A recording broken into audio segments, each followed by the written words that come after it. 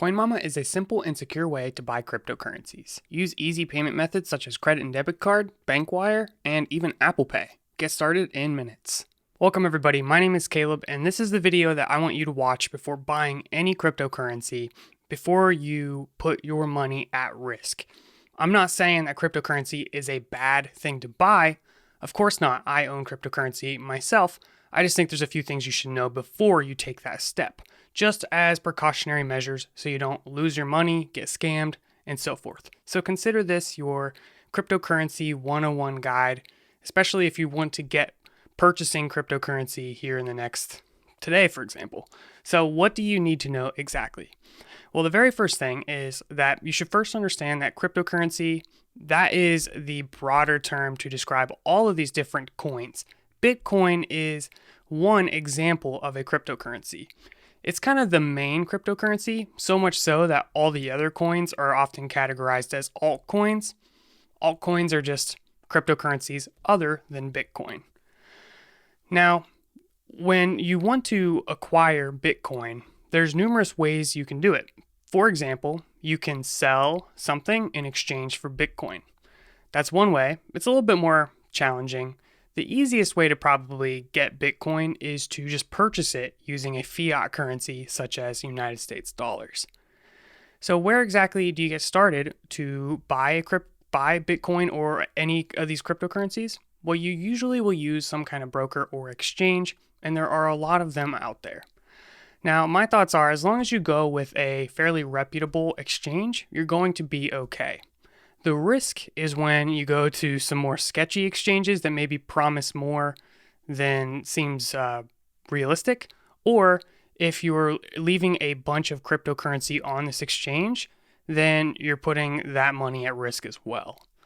So basically, the job of the exchange should be to give you cryptocurrency, and then you want to take that cryptocurrency and get it off of that exchange into a wallet that you control. So we're going to talk about that a little bit more here soon. So whether it's Coinbase, CoinMama, Binance, Crypto.com, etc., these are all reputable exchanges. There's also Gemini, that's another popular one. If you go with any of these ways of buying cryptocurrency, you're going to be okay. Now, just so you know, when you do this, there's going to be some verification process. You'll probably need to take a photo of your driver's license and prove that it's you in some way, shape, or form. This is one of the requirements whenever you're trading fiat currency for a cryptocurrency. Now, if you were to just start selling some service or product and you were accepting Bitcoin, well, in that situation, you're not going through one of these exchanges, so you don't have to go through these KYC laws. You don't have to worry about getting a photo of your driver's license or anything like that. So some people don't want to go through these exchanges. Some people would rather earn that cryptocurrency on their own. Why would you want to do that? Well, some people believe in the deeper meaning of cryptocurrency being decentralized and not having centralized entities. And in this situation, if you're going through an exchange, you're kind of going through a centralized entity. Now, to everyday people, that's usually not a problem. We just want to get some cryptocurrency. We want to experiment with it. Going through one of these exchanges is usually fine. Now, when people want to get into cryptocurrency, there's two general approaches. One approach is you want to buy some cryptocurrency and hold this cryptocurrency for a long period of time in hopes that the asset value goes up over time. If you bought Bitcoin a few years ago, you'd probably be pretty happy right now. The other approach is trading cryptocurrency, so buying low, selling high, and making a profit. We're not really going to talk about trading cryptocurrencies. If you want to go that route, then you will want to go with an exchange, specifically like Binance or Coinbase Pro, or any of these other exchanges where you can make a lot of trades very rapidly. If you're just trying to buy and hold cryptocurrencies, you can go with a more simple service like CoinMama or just the standard Coinbase or Crypto.com, the app. It's very easy to use, and these are going to work just fine. Now, when you do buy a cryptocurrency, it's very easy to obsess over the price, especially if you buy a cryptocurrency when it's high and then it starts to go down and you start thinking, oh, I lost all this money. If this is the case, my approach, and this is not investment advice, is just hold on to that cryptocurrency. Just keep holding on to it because there's such a small number of people in comparison to how many people are on this earth. Such a small percentage of them are using cryptocurrency at this time. And the adoption of cryptocurrency is just going to go up and up and up. So there's a high chance that if you wait, that cryptocurrency value is going to go back to where you once bought it at. This is not really the approach. If you were trading cryptocurrencies, you might just want to count your losses and try to earn that money back. So that is one of the issues. You just need to be really patient and not obsess over the prices. Another thing is if you buy a cryptocurrency at a low price, and let's say it spikes up really high and then starts to go down. So let's say you bought something at 1,000, it spikes up to 20,000, and then it goes down to 5,000. You might be hitting yourself thinking, oh man, I just lost from 20,000 down to 5,000. But in reality, you didn't really lose that money because you started at 1,000. Don't overanalyze the peaks and the valleys if you're just going to hold this cryptocurrency for a long period of time. The next thing you should know is that when you buy a cryptocurrency, some of the places you buy the cryptocurrency from are going to have wallets that are online associated with your account. So, for example, Coinbase, if you buy cryptocurrency there, it's just going to sit in your account. And I think this is fine for small amounts of cryptocurrency, especially if you're very irresponsible. This is a nice way for your cryptocurrency to be managed. However, one of the selling points of cryptocurrency is that you don't have to rely on third parties and that you are ultimately in control of your own finances. So if you are using one of these wallets attached to an exchange, you're trusting that exchange with your money, similarly to how you would trust a bank with your money, which kind of defeats the purpose of cryptocurrency to begin with. So if you're going to be buying a lot of cryptocurrency, I wouldn't really recommend this. And instead, you should take this cryptocurrency off of the exchange to your own wallet that you have the private keys for and no one else does. Because not only does that give you control and it helps you, take control of your money, but it also is a security thing because when your wallet is attached to an exchange, they have your private keys to your wallet and you risk losing that money if the exchange is hacked or, if someone gets into your account and so forth. And really, I think you should probably get practice with your own wallet anyways. So I would advise using your own wallet if you can for pretty much any of your cryptocurrencies. The next thing you should know with this, let's just say I had a mobile wallet and I transferred some coins from an exchange to my mobile wallet. Well, the coins are not really attached to this device. They're not on this device. Rather, they're attached to the private key of your wallet. And that private key is basically your key to ownership of this cryptocurrency. Meaning, if you have this private key, you can access those funds somewhere else.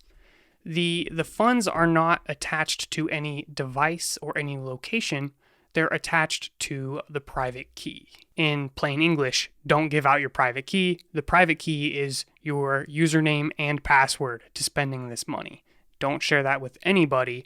And that kind of explains in a little bit more detail why leaving your cryptocurrency on an exchange has potential risks. Now, different exchanges are going to have different policies or different insurances, so you can research all of that as well. Especially if you're going to be cryptocurrency trading, you might need to leave a significant amount of money on the exchange. If you want one step away from a managed wallet in an exchange, I would recommend a mobile wallet, the Coinbase wallet. It's a separate app than Coinbase. It's a great wallet to get started with. If you want to go one step farther, you can go with a hardware wallet, and that's ideal if you have a lot of cryptocurrency that you want to store long term and you're not going to be actively trading from that device. Now I just want to clear up some confusion on different vocabulary and some privacy things. So when you are working with cryptocurrency, you're going to see a lot of addresses, and these are often represented as QR codes as well. These are okay to share. You can give these out and there's no problem with that. In fact, if I took this address and just posted it online for everyone to see, That's not going to hurt me. There are some potential concerns of that I'm going to talk about here in a second. But in general, this address is something you can share out publicly. Then you have your private key, and this is something you never share with anybody, no exceptions. There's also public keys, but we don't really see those a whole lot. But if you're getting into understanding the cryptography, you're going to run into that as well. Your address is derived from your private key. So when you have a private key, that's the only thing you really need to say that you own the cryptocurrency, but it doesn't work the other way. If I give out my address, people are not able to figure out my private key. Now, as I mentioned, there's like some potential issues with sharing out your address just for everybody, and that is the addresses are really only meant to be used one time. Now, most people don't really follow this. I see a lot of people just put out an address like a tip jar. I put it in my descriptions if you want to donate cryptocurrency. And I think that's generally accepted as okay. But if you're, making a significant amount of money through these addresses, well, this is all available on the blockchain for people to see. People can go look up this address and see that you have a significant sum of money, and that might not be something you want everybody to see. It, in a way, makes you a target. I don't really worry about this a whole lot because I'm not making a significant amount of money to my donation address. But, if I was selling luxury cars and I just use the same address for everything, that'd probably be bad. Now, wallets, they usually don't just have one private key and one address. Instead, they'll often have some way to create numerous addresses. So you can just use a new address for every single transaction, and it'll probably do this for you automatically. So, for example, the Coinbase wallet app that I was talking about, it uses what's known as a seed phrase, which is a sequence of words which can be used to generate all of the keys for the wallet. So every single transaction gets a new address. So instead of remembering a single private key for the wallet, you would remember or save this seed phrase somewhere. And you could research more on address reuse and how all of that works if you're interested. The next warning I have for you is that transactions are not reversible. So if you send cryptocurrency to somebody and oops, you sent it to the wrong person, well, you can't just get that money back or call support. It's gone. Now, if the person who received that money noticed, let's say I accidentally sent it to a friend, well, I could ask that friend to send it back, and they, of course, could do that. But it's the responsibility of the person who received those monies, to send it back. You can't say that was an invalid transaction and cancel it. Another thing is when you're sending a cryptocurrency, you want to make sure you send it to an address of the same cryptocurrency. We don't want to send Bitcoin to a Bitcoin Cash address. When you do this, you risk losing all of your funds. The next question I want to talk about is where do these Bitcoins and cryptocurrencies come from? Well, Bitcoin is built on a computer program, and this is often known as the protocol. The Bitcoin protocol states when new Bitcoin come into the world. And the way this Bitcoin comes into this world is through a process called Bitcoin mining, which is something we could talk about in a whole nother video. But every 10 minutes on average, a new block is added to this blockchain, and this block contains transactions. So all the transactions of me sending you money and you sending me money, well, these are all recorded in a block, and a new block is added on average every 10 minutes. When that new block is created, there is new Bitcoin added into circulation to whoever confirmed that block through the process of Bitcoin mining. Sounds very weird if you've never studied any of this before. I was talking to my wife about it, and she's like, well, who put the Bitcoin in the mine? Well, it doesn't exactly work like that. She was kind of teasing, but I could see why it's very confusing. The Bitcoin come out of nowhere. They are generated when a new block is added and a Bitcoin miner confirms that block.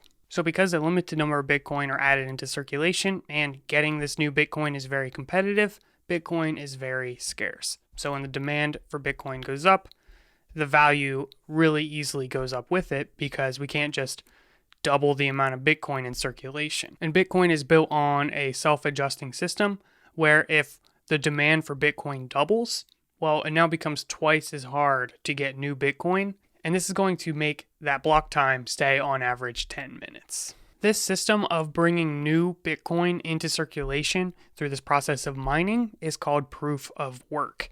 And this is one of the consensus mechanisms that are available. Proof of work is probably the most popular, with Bitcoin being a proof of work system. And the second most popular cryptocurrency, Ethereum, is also currently a proof of work cryptocurrency. Now, there are other consensus mechanisms such as proof of stake, and Ethereum is working to shift to a proof of stake system for Ethereum 2. Bitcoin's protocol is very set in stone, and any major changes are very unlikely to happen. This is not the case necessarily for some of the altcoins, which may adjust the protocol over time or implement some key changes. Changes in Bitcoin are very slow and very, very minor. If there's a bug or something like that, yeah, maybe. And all the Bitcoin source code is available to view up on GitHub. But if there is some big disagreement on the protocol or someone believes it needs to work a different way, they're not going to change Bitcoin. Instead, they're going to fork Bitcoin into a new cryptocurrency that's similar, just a little different, such as Bitcoin Cash. This is a fork of Bitcoin. So now that we're talking about some of these other cryptocurrencies, what do they have to offer that Bitcoin does not have to offer? Well, one of the big challenges with Bitcoin is that there's a new block every 10 minutes, and a block can only carry so many transactions, a little over 2,000. Well, this comes down to a very limited number of transactions per second. I think it goes up to potentially 7. So this is not really suited for everyday transactions. Instead, people look at Bitcoin as a coin that might be better to store value in over time, a store of wealth. If I want a coin that I can just go buy a donut down the street, I might look for something different. And that's where something like Bitcoin Cash or Litecoin or any of the other quadrillion cryptocurrencies might step in and fix that problem. Now, the other reason you might consider some of these other cryptocurrencies is the project that the cryptocurrencies are tied to. For example, Ethereum is not just another cryptocurrency. Instead, it's a programmable blockchain, so people can create their own cryptocurrencies called tokens and build decentralized applications that use these tokens. And this has introduced a ton of different apps, and as a result, a ton of different tokens that you can buy, just like you can buy Bitcoin and Ether. Ether is the cryptocurrency of Ethereum, and Ethereum is the blockchain. But most people just use those words interchangeably, but if we're going to be technically correct here, the cryptocurrencies that are built on the Ethereum blockchain are known as tokens. So for example, I might buy the Uniswap token because I believe that the Uniswap project is very good and I want to see it go places. I think the coin is going to go up in value. So I might invest in that one instead. And that might not be with the intent of using this token for buying a cheeseburger. I just might buy that token because I think the project is cool and I think it's going to go up in value. And there's all kinds of different things you can do with these tokens and cryptocurrencies. You can lend them out, you can stake them, you can do all kinds of crazy stuff. And which token you go with depends on what you want to do. So you'll just have to research all the different cryptocurrencies and figure out why they're special or what project they're associated with. Now, if we're just talking about the financial part and we just want to save up some money or we want to buy things, then I think getting a cryptocurrency to store value, such as Bitcoin, is ideal, and possibly getting some Ethereum. And then if you're looking for daily transactions, maybe something with a much faster block time, something that supports many more transactions per second, such as some of the Bitcoin forks, such as Bitcoin Cash. Overall, that is a pretty good summary of what you should know if you've never started with cryptocurrency before. If you want to get into it more, you can look into programming on the blockchain. I would recommend getting started with Ethereum and using something like Solidity. You can also look at some of the other ways to make money using cryptocurrencies. So again, like one I mentioned, staking. You can also lend out cryptocurrencies. You can get cashback rewards with debit cards, such as with Crypto.com, which I've talked about and have an affiliate code if you guys are interested. Just if when asks who referred you, just put the affiliate code Caleb, CALEB. So that's just a really useful app on the phone, Crypto.com. It's a way to just get some extra cryptocurrency balance without having to do a whole lot. And all you really have to do is stake some coins, which will grow that balance. And you get the cash back rewards from the prepaid debit card in the cryptocurrency as well. So you grow cryptocurrency without really having to do anything. There's also some more advanced things such as yield farming, which I did a live stream on my channel just today or yesterday, depending on when I upload this. So check that out as well. That's a really interesting thing. It's a little over my head right now, but working to understand that. If you want to know more about that, you can look up Yearn Finance. I would definitely consider that more advanced though. So that's all I have in this video. I'm sure I forgot about 700 things. So let me know in the comment section below what you think is the most important thing you should know when getting into cryptocurrency. Thank you so much for watching and stay tuned for the next video. And if you've enjoyed this content, please be sure to subscribe.